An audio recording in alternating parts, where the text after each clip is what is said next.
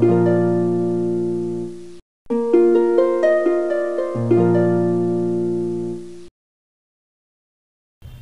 dear students, welcome to my channel Chemistry Wala SP.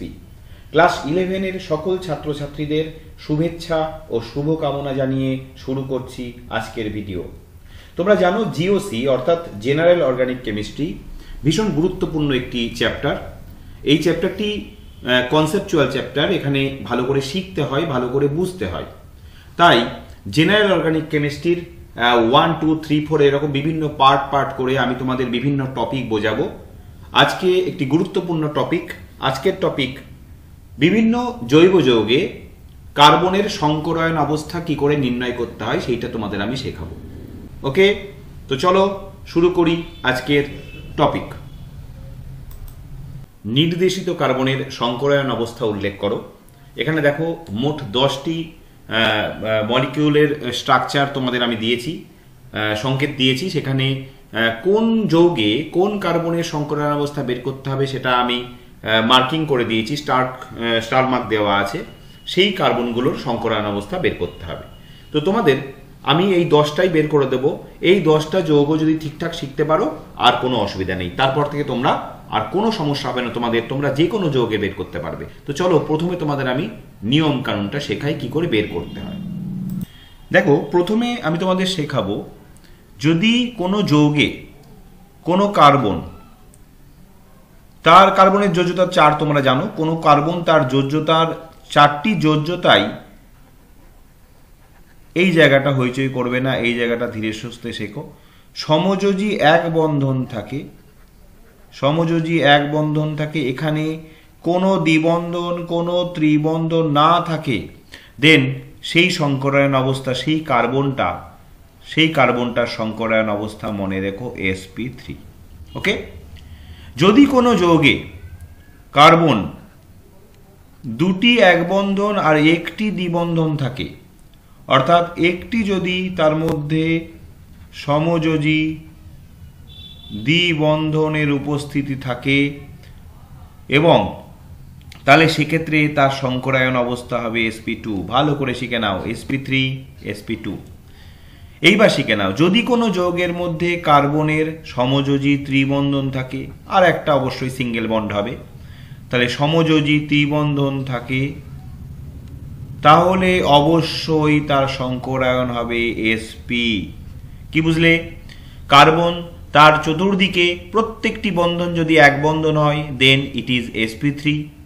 কোনো কার্বনের যদি একটি দ্বিবন্ধন থাকে আর বাকি দুটো অবশ্যই সিঙ্গেল বন্ড, একটি দ্বিবন্ধন থাকে দেন ইট ইজ sp2। আর কোনো কার্বনের যদি একটি দ্বিবন্ধন থাকে তবে অবশ্যই সেই কার্বনটি sp সংকরায়িত, sp হাইব্রিডাইজড। এবার একটা স্পেশাল কেস বলি, এবার একটা স্পেশাল কেস মনে রেখো, যদি কোনো কার্বন তার দুদিকেই দুটো ডবল বন্ড থাকে, তাহলে এক্ষুনি তোমরা কি শিখলে এখানে, যে কোনো যৌগে কার্বনের দ্বিবন্ধন থাকলে কি হওয়ার কথা sp2। কিন্তু মনে রেখো এটা স্পেশাল কেস, কোনো যৌগে যদি কোনো কার্বনের দুদিকেই দ্বিবন্ধন থাকে সেটা কিন্তু sp2 হবে না, সেটা হবে sp। মনে থাকবে ব্যাপারটা? ক্লিয়ার?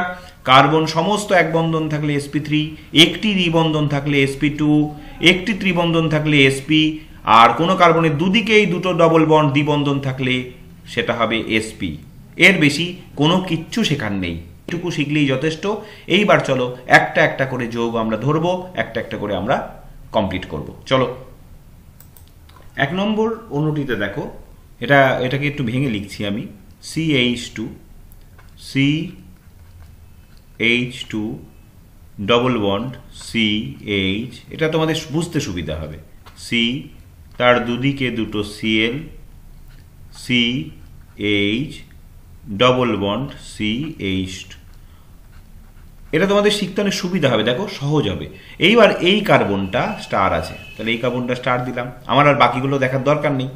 তাহলে এই কার্বনটা দেখো তো, জাস্ট চারদিকে তাকাও। কার্বনের 4টে হাত তোমরা জানো, 1, 2, 3, 4, 4টে হাতেই সিঙ্গেল বন্ড।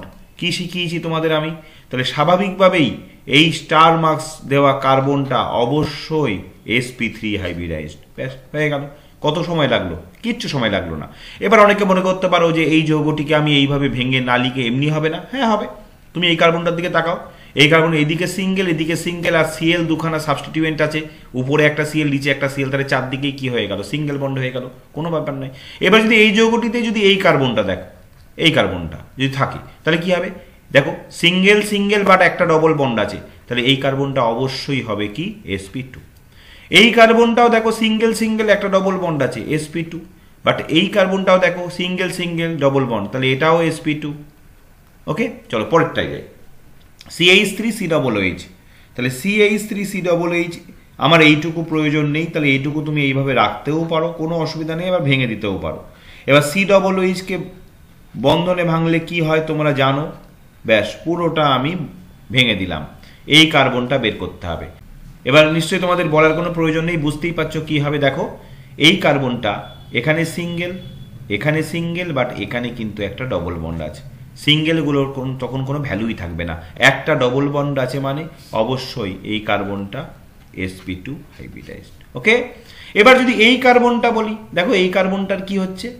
তিনটে হাইড্রোজেন, তাহলে তিনটে হাইড্রোজেন, এটাকে CH আর একটা বন্ড কার সঙ্গে? এই কার্বনটার সঙ্গে। এই যে, তাহলে এই কার্বনটা চারটে হাতি সিঙ্গেল বন্ড, তাহলে অবশ্যই এই কার্বনটা কি বলো? sp3। বোঝা গেল ব্যাপারটা? এইভাবে জৈব যৌগের সংকরণের অবস্থা নির্ণয় করতে হয়। চলো তিনেরটাই যাই। এরকম ভাবে 10টা আমি তোমাদের শেখাবো, তারপর কোনো প্রবলেম তোমাদের থাকবে না, নিজেরাই পারবে।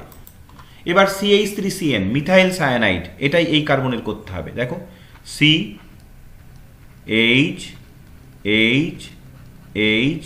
সিঙ্গেল বন্ড C, আর CNA সায়ানাইডের তোমরা জানো ট্রিপল বন্ড হয়, তাহলে কি দাঁড়ালো? এই কার্বনটা বের করতে হবে। তাহলে এই কার্বনটার এদিকে সিঙ্গেল আর এদিকে ট্রিপল, তোমাদের নিয়ম আমি শিখিয়েছি, তাহলে স্বাভাবিকভাবেই কি হবে? sp। ক্লিয়ার? কোনো কার্বনের যদি একটি ত্রিবন্ধন থাকে অবশ্যই সেই কার্বনটি sp হাইব্রিডাইজড হবে। It is clear? অথচ এই কার্বনটা দেখো, এই কার্বনের 1 2 3 4 চারটেই সিঙ্গেল বন্ড, তাহলে এটা কি হবে? sp3। অলরেডি নিশ্চয়ই শিখে গেছো তোমরা। চলে আসো পরেরটা, CH2O এটা হচ্ছে ফর্মালডিহাইড। ফর্মালডিহাইডের গঠন সংকেতটা আগে আমি এঁকে নিই পুরো ভেঙে। তাহলে দেখো এই CH2O তোমরা জানো ফর্মালডিহাইড, তাহলে এই কার্বনটার বের করতে বলেছে না, একটাই কার্বন আছে। এই কার্বনের সিঙ্গেল ডাবল, ব্যাস একটা ডবল বন্ড আছে, কোনো প্রশ্নই নেই, তাহলে এটা কি হবে? sp2। ব্যাস হয়ে গেল। যখন ডবল বন্ড থাকবে আর সিঙ্গেল বন্ড থাকবে তখন সিঙ্গেল বন্ডের কোনো ভ্যালু নেই, তখন ডবল বন্ড থাকলে সেইটা দিয়ে নির্ধারণ হবে। আর যখন ট্রিপল বন্ড থাকবে আর সিঙ্গেল বন্ড থাকবে তখনও সিঙ্গেল বন্ডের কোনো ভ্যালু নেই, ট্রিপল বন্ড দিয়ে হবে। এটাই দেখো, এইটাই। এবার দেখো এটা হচ্ছে স্পেশাল কেস, আমি তোমাদের শিখিয়েছি। এবার দেখো কার্বন দুটো হাইড্রোজেন ডবল বন্ড, কার্বন দুটো হাইড্রোজেন, এত ভাঙার কোনো প্রয়োজন নেই, তোমাদের শেখাচ্ছি তাই আমি এত ভেঙে চড়ে লিখছি। দেখো এই কার্বনটার বের করতে বলেছে, আমি তোমাদের বলেছি কোনো কার্বনের যদি দুদিকেই ডাবল বন্ড থাকে তাহলে কিন্তু sp2 হবে না, হয়ে যাবে স্পেশাল কেস, সেটা হবে sp হাইব্রিডাইজড। ওকে, তাহলে এখানে এই কার্বনটা sp হাইব্রিডাইজড। পাশাপাশি দেখো এটা ভাঙার দরকার ছিল না, এই কার্বনটা দেখাই যাচ্ছে দুদিকে ডাবল বন্ড, তাহলে এটা কি হবে? sp। ওকে, আবার এই কার্বনটা যদি হয় তার দুটো হাইড্রোজেন সিঙ্গেল বন্ডেড বাট একটা ডাবল বন্ড, তাহলে এটা হয়ে যাবে sp2। একই রকমভাবে এই কার্বনটাও দেখো দুটো হাইড্রোজেন সিঙ্গেল বন্ডেড আর একটা ডাবল বন্ডেড, তাহলে এটাও হয়ে যায় sp2। তাহলে sp2 sp বোঝা গেল পুরো পরিষ্কার? কোনো কার্বনের দুদিকেই যদি ডবল বন্ড থাকে সেটা sp2 না হয়ে হয় sp। চলো নেক্সট দেখি। এবার দেখো আরো একটা যৌগ দিয়েছি CH3CH ডবল বন্ড CH দেখার কোনো প্রয়োজন আছে কি? তবু দেখো CH3CH ডবল বন্ড CH3 আমি অত ভাঙলাম না, এইটুকু ভাঙলেই যথেষ্ট, আমার এইটা জানতে চাওয়া হয়েছে। তুমি দেখো এই কার্বনটার এখানে ডবল বন্ড, এই হাইড্রোজেনটা এর সঙ্গে সিঙ্গেল বন্ডেড, আর এই কার্বনের সঙ্গে এই কার্বন সিঙ্গেল বন্ডেড বাদ দাও, তাহলে একটার দ্বিবন্ধন আছে, তাহলে অবশ্যই এই কার্বনটা কি হবে? sp2। ক্লিয়ার? বোঝা গেল? আচ্ছা পরেরটাই চলে আসো, 7 নম্বরে চলে আসো, CH3CONH2 অ্যামাইড। তাহলে CH3CO, এই যে CO আর NH2, ভালো করে দেখো এই কার্বনটা সিঙ্গেল ডাবল একই কথা, তাহলে এটা কি হবে? sp2। পরিষ্কার? এইবার দেখো C6H5CH3, দ্যাট মিনস টলুইনটা এঁকে নিয়ে আগে বেঞ্জিন রিংটা এঁকে নিচ্ছি আমি, তাহলে বেঞ্জিন রিংটা এঁকে নিচ্ছি, তার মাথায় দেখো এখানে সাবস্টিটিউয়েন্ট কি আছে CH3, এই কার্বনটা বের করতে বলেছে। তাহলে এই যে কার্বনটা তার সঙ্গে 3টে হাইড্রোজেন সিঙ্গেল বন্ডেড আছে, আর এই কার্বনটা এই বেনজিন রিংয়ের এই কার্বনের সঙ্গে সিঙ্গেল বন্ডেড, বোঝা গেল, সিঙ্গেল বন্ডেড। তাহলে স্বাভাবিকভাবেই এই কার্বনটা কি বলো, এই কার্বনটা sp3। এবার একটা জিনিস খেয়াল করে দেখো, এই কার্বন বেনজিনের এই কার্বন বলো, এই কার্বন বলো, এই কার্বন বলো, এই কার্বন বলো, এই কার্বন বলো, এই কার্বন বলো, এই যে 6টা কার্বন প্রত্যেকটা কিন্তু sp2। মনে থাকবে বেনজিনের প্রত্যেকটি কার্বন কিন্তু sp2 হাইব্রিডাইজড। কেন দেখো, দেখো প্রত্যেকটি কার্বন দেখো সিঙ্গেল সিঙ্গেল, এখানে ডাবল, এই কার্বনের দেখো সিঙ্গেল, এখানে প্রত্যেকটা কার্বনের সঙ্গে তোমরা জানো একটা করে হাইড্রোজেন থাকে, প্রত্যেকটা কার্বনের সঙ্গে একটা করে হাইড্রোজেন থাকে। তাহলে কি দাঁড়ালো, এই কার্বনের দেখো সিঙ্গেল সিঙ্গেল, এ দেখো ডাবল, এই কার্বনের দেখো সিঙ্গেল সিঙ্গেল, এ দেখো ডাবল।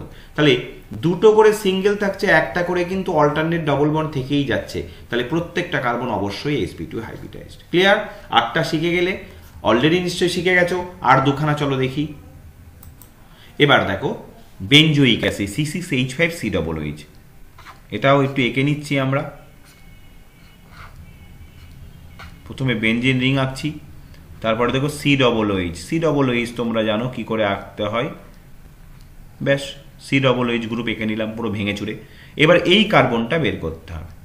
দেখো এই কার্বনটা সিঙ্গেল বন্ডেড বাট এখানে ডাবল বন্ডেড, তাহলে পরিষ্কার এই কার্বনটা sp2 হাইব্রিডাইজড। আর বেনজিনের বাকি কার্বনগুলো প্রত্যেকটা কি হাইব্রিডাইজড, তোমাদের তো অলরেডি শেখালাম, প্রত্যেকটা sp হাইব্রিডাইজড। শেষ লাস্ট দেখো C6H5 CCH, তাহলে C6H5, এবার দেখো C CCH, এই কার্বনটা চেয়েছে। এই কার্বনটা দেখো এইদিকে সিঙ্গেল বন্ডেড বাট এই কার্বনের সঙ্গে দেখো ট্রিপল বন্ডেড, আর কোনো দিকে তাকানোর দরকার নেই, তাহলে হয়ে গেল কি sp। ওকে, এই কার্বনটা যদি চাইতো তাহলে কি হতো, সেটাও অবশ্যই sp হতো। কেন দেখো এই কার্বনটা একটা হাইড্রোজেনের সঙ্গে সিঙ্গেল বন্ড, বাট এদিকে ট্রিপল বন্ড আছে sp, আর বেনজিনের প্রত্যেকটা sp2 হয়, তোমরা জানো, এর বাইরে কিচ্ছু নেই। তাহলে আজকে আমি তোমাদের শেখালাম যে জৈব যৌগে অর্গানিক কোনো কম্পাউন্ডসে কি করে কার্বনের সংকরায়ন অবস্থা বের করতে হয়। তাহলে 3টে sp3 হতে পারে, sp2 হতে পারে, sp হতে পারে, 3টে জিনিস তোমাদের আমি শেখালাম। ক্লিয়ার? এইভাবে ছোট্ট ছোট্ট ভিডিওর মধ্যে দিয়ে আমি তোমাদের জিওসি জেনারেল অর্গানিক কেমিস্ট্রি একদম সহজ করে দেব, কোনো সমস্যা নেই। জাস্ট আমার চ্যানেলের সঙ্গে কানেক্টেড থাকো। ওকে, যদি এখনো পর্যন্ত আমার চ্যানেলটি কেউ সাবস্ক্রাইব না করে থাকো, এক্ষুনি সাবস্ক্রাইব করে দাও।